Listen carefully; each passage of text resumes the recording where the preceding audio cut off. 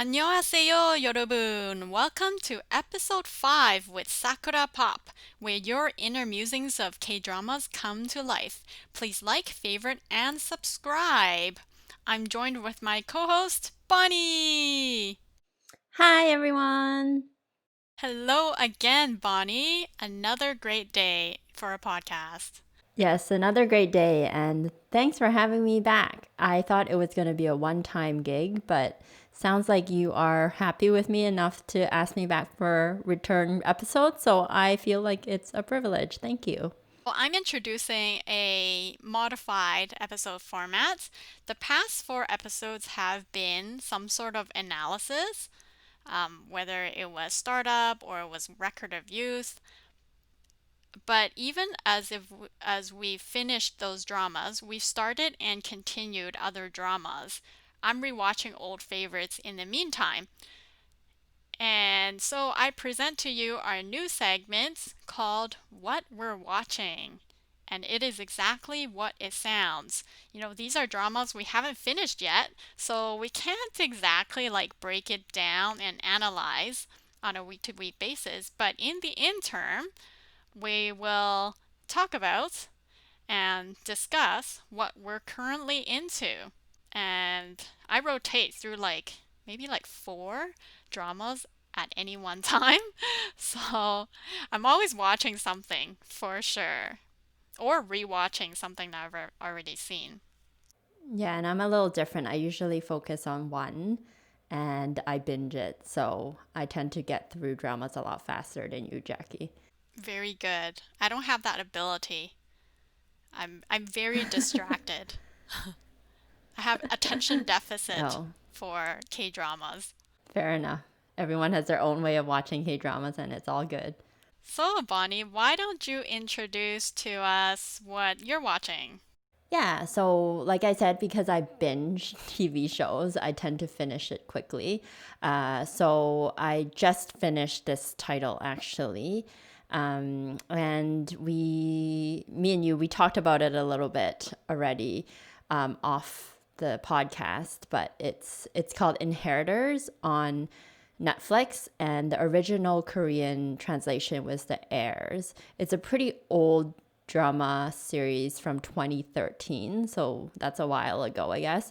And it features two pretty popular actors, Park Shin Hye and Lee Min Ho. So the reason I watched it was because it looked like something lighthearted that I can just watch one weekend when I wasn't really feeling well and I wanted to be a couch potato. It wasn't particularly, something that I've been wanting to watch for a long time or something. I was just, surfing through Netflix. I came across this title. So you didn't have it. You didn't have it on a to-do watch No, list or anything. It just came up as a recommendation yes, exactly. on Exactly. Netflix. It's like you watch a lot of K dramas. Why don't you try this one? So I'm like, okay, why not? Right. So I started watching it and I knew right away it's not one of those star studded, lovely, amazing dramas that I would really, really enjoy. But I figured, whatever, I'm just passing time, might as well continue with it. And I tend to, when I start something, I tend to, like, if I've seen a few episodes already, I don't tend to drop it. So when I was watching it, it reminded me a lot of Boys Over Flowers. Just the setting, in a high school setting with Lee Min Ho in it again, with rich kids versus poor kids, And Lee Min-ho is a rich kid again. again. So basically, the story goes rich kid, falls in love with poor girl, and it talks about their love story, etc., etc.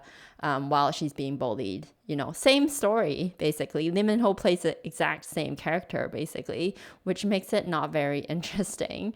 It makes him very one-dimensional. I haven't seen any other of his other productions. I don't know if you've seen him in other shows. I tried. I tried watching the one where he plays opposite the lead actress from You Who Came from the Stars. Yeah, Okay. in like it's about a mermaid who could transform into a human. Okay. Yeah. Uh, Interesting setup.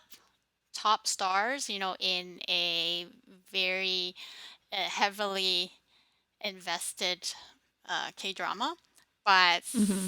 it just didn't work for me. And then there's like another um, very highly touted K-drama that Lee Min-ho recently starred in, The King.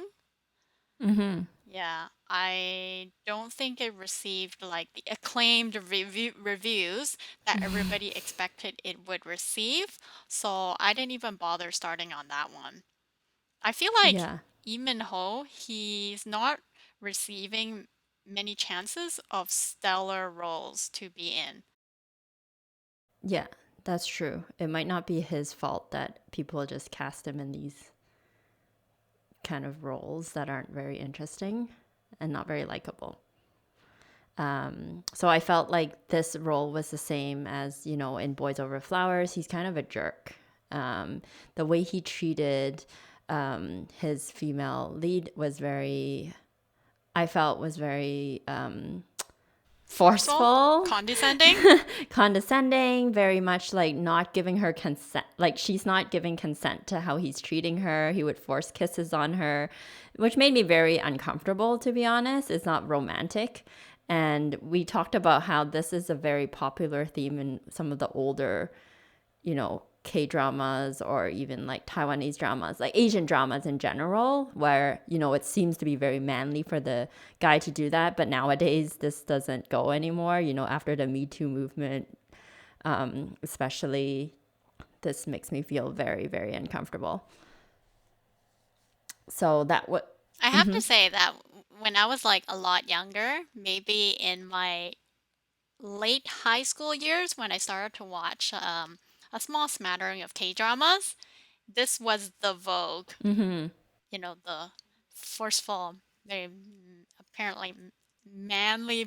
behavior to 100% guard your lady at all costs, fight for her, sometimes literally, physically, force like your romantic uh, ideals and manners on the person that you're interested in. Mm-hmm. And they make it and seem like it's okay. and at that time, oh yeah, it did make my heart skip a beat. But now when I rewatch some of this stuff, I can't I can't agree with any of it. It just it's appalling now when I try to rewatch it. Yes, So at the exactly. time, like I watched the Heirs also. Mm-hmm.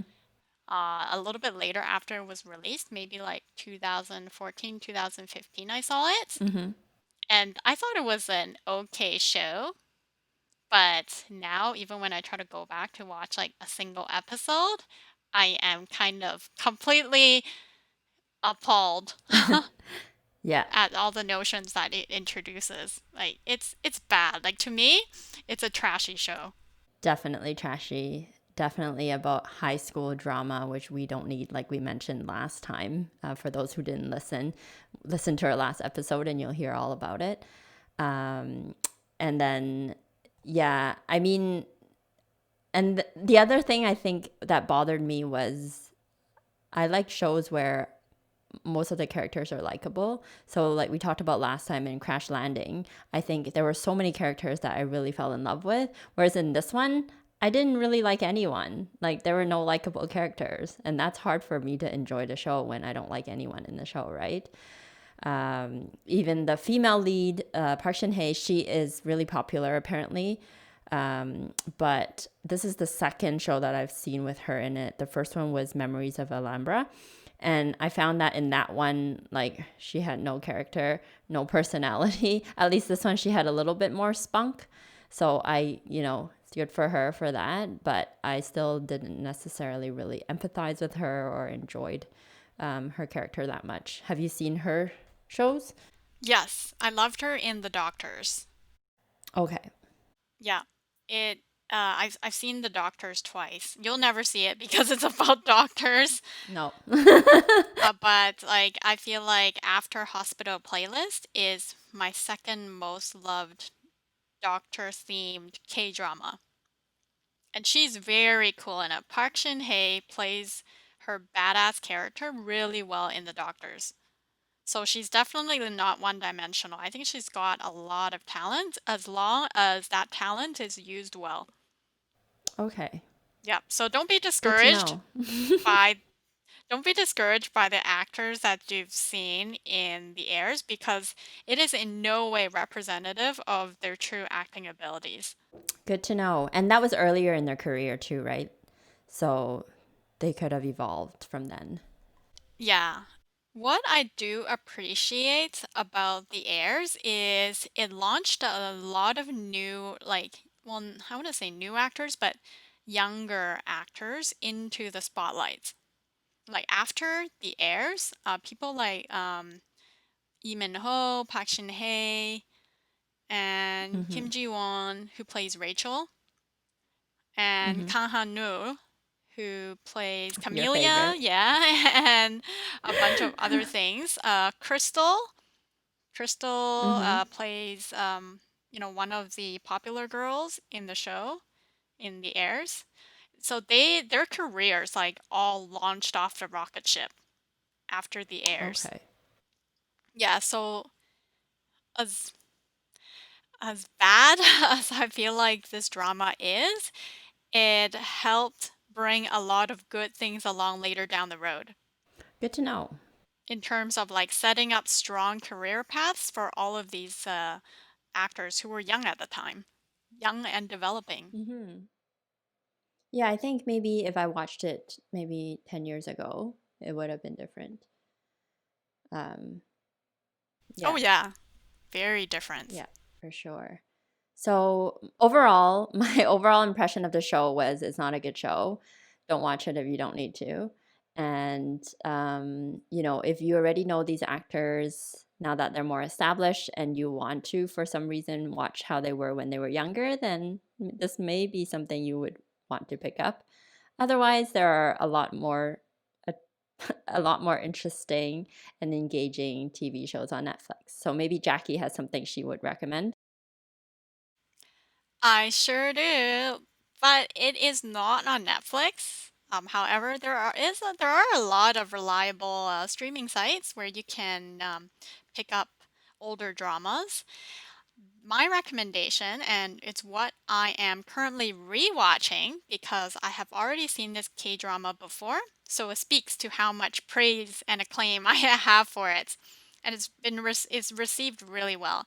It's called While You Were Sleeping, produced in 2017, starring Lee Jong-suk, Bae Suzy, and Chung Hae-in, all very well-known actors. Lee Jong-suk came from W2 Worlds. We know Bae Suzy from Startup, and we know Chung Hae-in from Something in the Rain, amongst various other popular shows.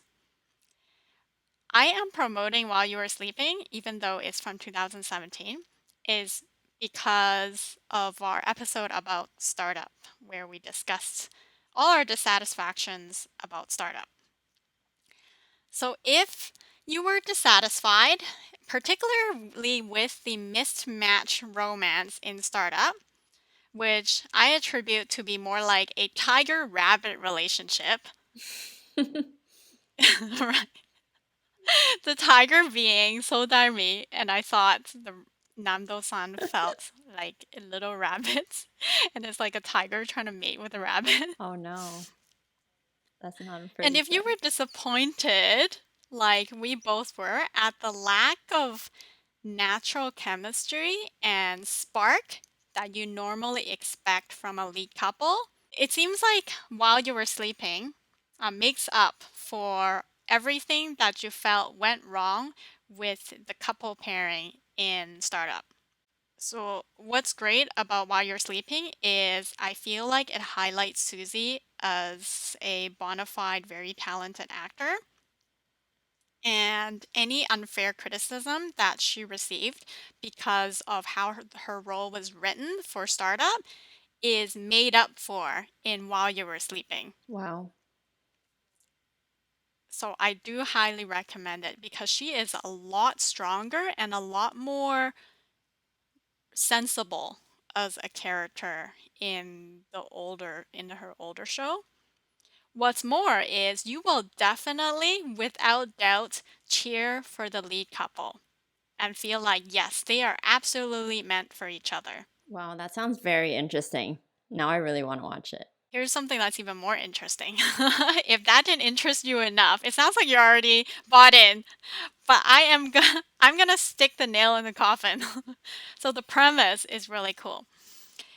It's about Suzy. She's a character who can see the future, but only snapshots of the future. You know that feeling when, say, you're up and about, kind of going about your regular business, going to work or going to school or, getting getting a meal, something very normal as part of your routine, day-to-day activities.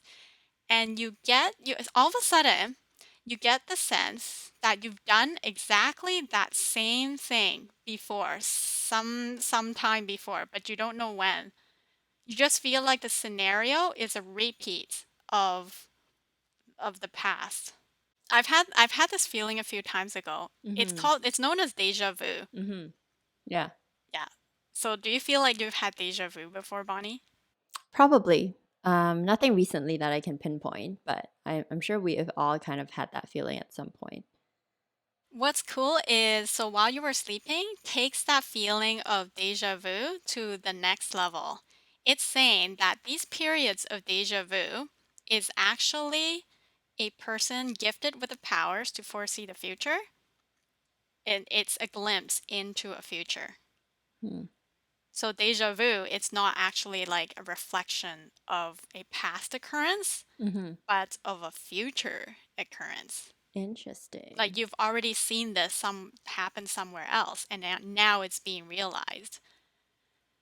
And it's the title is titled "While You Were Sleeping" is because Bae Suzy, um, in the show, can only see these particular snapshots of the future when she's dreaming, and she only sees like fragments. It's like when you're trying to remember something that you dreamed about, but you can only remember like certain sensations or fragments. You miss a lot of other details because it's gone, right? You've woken up Mm-hmm. and your memory has just it's starting to like fly away. Mm-hmm. Yeah, so Very she mystical. views yeah, she views there's a supernatural element, but it's Yeah. set in a contemporary setting. Okay. So this is like modern day, and she just happens to have this ability, and she's had it for like almost all her life. And sometimes like she picks up enough details to try to do something about it because um a lot of her dreams are about impending disasters, crisis that people have. Sometimes like herself, and sometimes it's people she knows. But there are also like lots of scenes about strangers just out in the street, people she doesn't really know. Mm-hmm. But because like she's dreamed it and she knows this very bad thing is going to happen, um if she has enough of that info, like date, time, who it is, what are the events that precedes it, she can go and try and stop it. Cool. Okay, now I'm even more interested. You're right. I really enjoyed the cast that you named. Like, it's rare that I know every single lead and second lead, and I knew everyone that you named. And then now the storyline seems very intriguing as well. So you got to tell me how I can watch this. And as far as like supernatural plot devices go, Hmm. this is about as least far-fetched as it can get. That's good. It in a way it seems like it can be pretty logical if it's real, if it's a real phenomenon, right? Hmm. Yeah, so that's what I enjoy about it. It doesn't step over the boundaries of imagination too much, Hmm. and it seems coherent and rather believable as something that could happen. Cool. And Lee Chung-suk's role is he is a prosecutor and Bae Suzy is a reporter. And they have remote romance and they just jive really well. It's a romance that you can believe and it develops really naturally. It's not like an instant love at first sight sort of thing. It's far away from that. It takes a long time for them to even become true friends and to start relying on each other. It feels like the relationship progresses a lot naturally. And I know, Bonnie, you prefer, in addition to like a contemporary setting and naturally developed relationships, you also like dramas beginning well and ending well, Hmm. and character conflicts seeming like coherent, like rational, makes sense for Hmm. that character. And While You Were Sleeping has all of that. It's really well packaged. It's made for And me then. yep, great moral questions too. It's not Hmm. very heavy. Right. So it's got a lot. It's like 50% Hmm. lighthearted and sweet, and 50% exploring some moral implications of society and, of course, like unraveling the dreams themselves. Great recommendation, Jackie. Now, the only tough part is finding it. I'm just going to leave it to you and to the viewers to figure out how to best stream this drama because it's not available on the Canadian version of Netflix, but perhaps so in other parts of the world. But there are legal ways to stream. Um, I'm not sponsored by them. It's viki.com, viki.com. Okay. Yeah, they've got a whole plethora of shows, and it's a legitimate company. Okay. Good to know.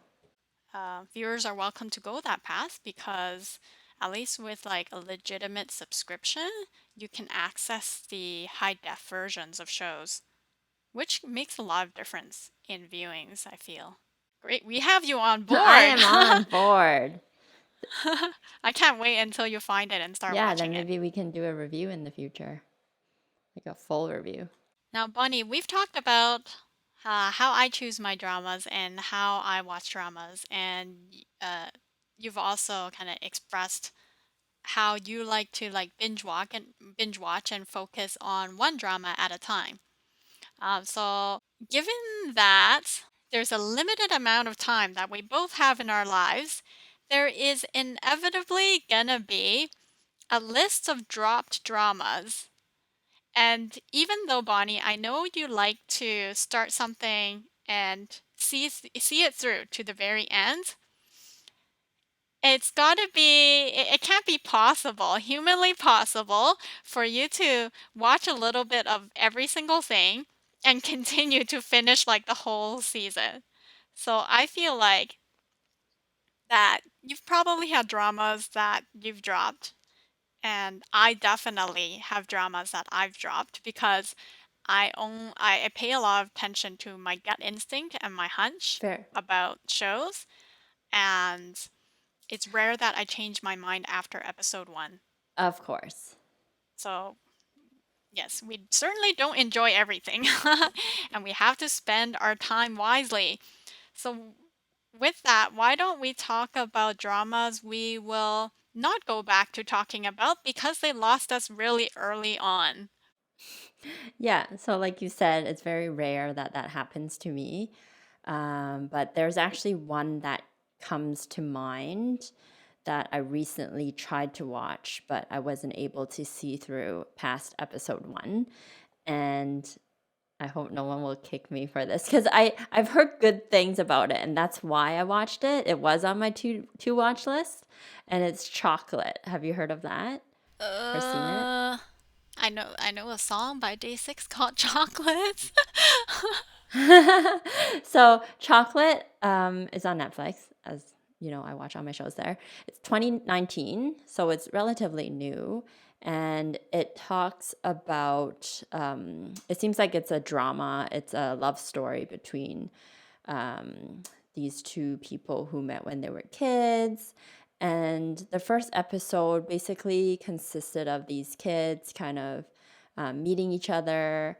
And then I lost my interest when I found out that it's gonna be about two brothers from like different mothers or something fighting for, inheritance. So, like, this theme has been overused way too many times. I didn't need another show about that, like the Heirs is kind of about that already. So I was like, no, I don't think I'm into it.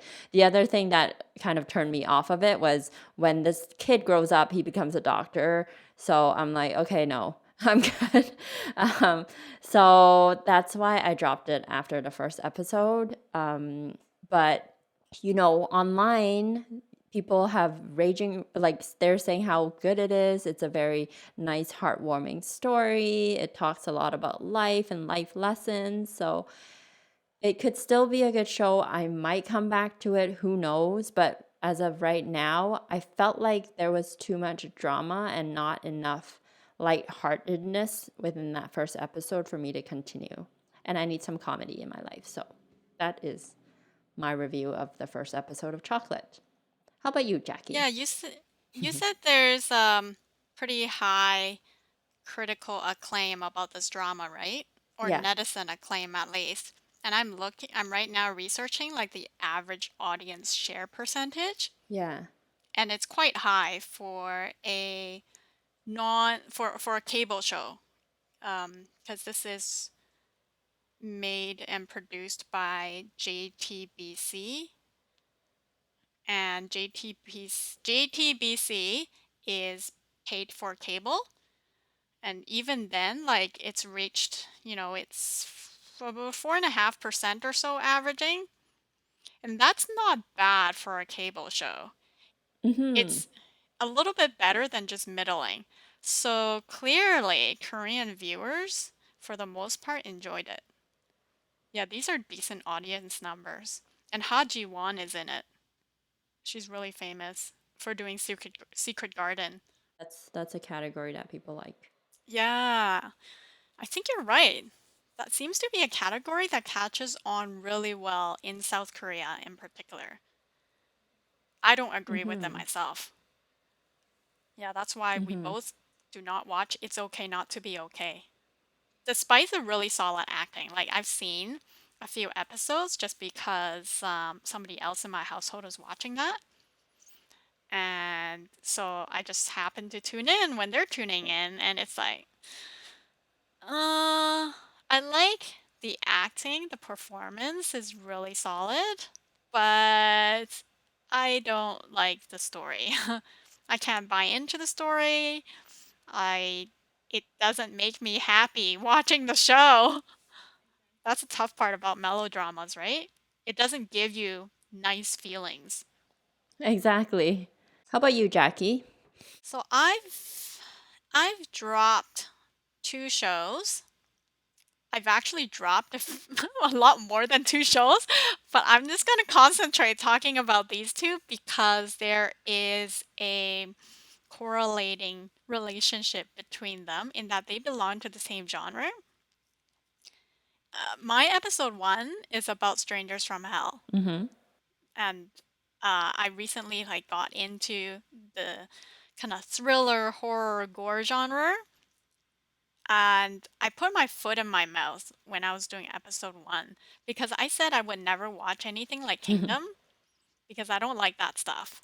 I don't like, that kind of straight up horror and gore.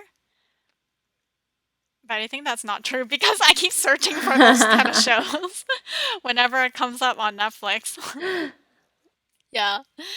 I haven't seen anything quite as good as Kingdom or Strangers from Hell. Hence, I dropped two shows that kind of belong to the same categories. One is The Guest. So I think The Guest is very close to straight up horror. There's a little bit of police procedural, but I doubt it gets very far into that. Especially after seeing, like, watching the first episode, it it was too much for me. It's a very dark show. really just chilling. Like it chills you to the bones what's happening in it. So the guest is about very gruesome murders that happen because humans are possessed by this very powerful demon. And this demon seems to stay alive for ages and ages and keeps like possessing different people and making them do unspeakable crimes. It's when I watched the show, I wondered, is there even like daylight at all at any point of the show? Because it takes place mostly at nighttime and there's like no humor. There's always just something dark lurking in the background and it's about to like jump in your face and it's very unpleasant. Yeah, it doesn't sound pleasant. And that's why I dropped it because it just, I felt the creepy crawlies watching it and I can't deal with that type of horror. Yeah. I've seen, quite a few things about supernatural phenomenons and beings in lots of K-dramas. Most of them um, do encompass some sort of lightheartedness or humor into it, or is able to spin it off and make it more of like a psychological thriller. Yeah, and I've seen my share of those kind of shows. The Guest did not appear to be like those shows. Dropped it pretty quick. Didn't think I could get past episode one. I'm pretty stout-hearted in terms of, this genre of dramas, but The Guest lost me. Yeah, never gonna go back. Not gonna Yeah, try. doesn't sound like it's for me either. I don't know if it gets any better throughout the rest of it. I just watched episode one and I'm like, nope. My gut instinct is telling is saying, back off. Go away, demon. The other show I dropped that has rave reviews, and it's the only reason why I got past episode one, is because I had some faith in the reviews and I really wanted to give it a second shot. Gave it a second shot, and it's a no-go. It's called Counter. It's also about demons, but definitely most of the scenes seem to take place in daylight, so it's not nearly as dark as The Guest. But still, not my cup of tea. Couldn't get into it. I do not enjoy the cast. The main characters, they are superhumans, or they're humans imbued with extraordinary powers to hunt down these demons who possess weak-hearted humans. And so, like, I don't know, the team of superheroes look pretty goofy. They don't come off as appealing. The action, the action is probably the best thing the show has going for it, because if it didn't have that, then it's there would be like zero appeal factor at all because everything else seems quite lacking. Yeah, too bad Counter drops you to. There's something about entrusting us to reviews on the internet. I do read my fair share of Korean drama reviews, just to to see what's out there, to see what people think, their analysis. It's really important to me. Um, And particularly, I put a lot of faith in the site Drama Beans. I really like that site. They do a lot of good things. But I have so far learned not to put too much faith in their recommendations. I feel like Drama Beans, they have a lot of smart people writing for them, but it seemed like the writers are really forgiving. I think as far as my ability to consume K-dramas go, or even any piece of entertainment, I'm I'm actually on the extremely picky end of the spectrum. Like a show has to tickle my fancy just right, no less than that, if I'm gonna keep investing my time into it. That's fair. We have limited time, right? So, like you said, we can't waste our time watching useless shows. Yep. Yeah, that's right. Sounds fair. I usually go to Drama Beans more for like post episode analyses if I'm really into a show. Because before we found out that we both like K dramas, I didn't really have too many people to talk to about it. So I was like, oh, I want to know what other people think. Mm-hmm. Me too. Yeah, so that's what I use it for. We've got each other now.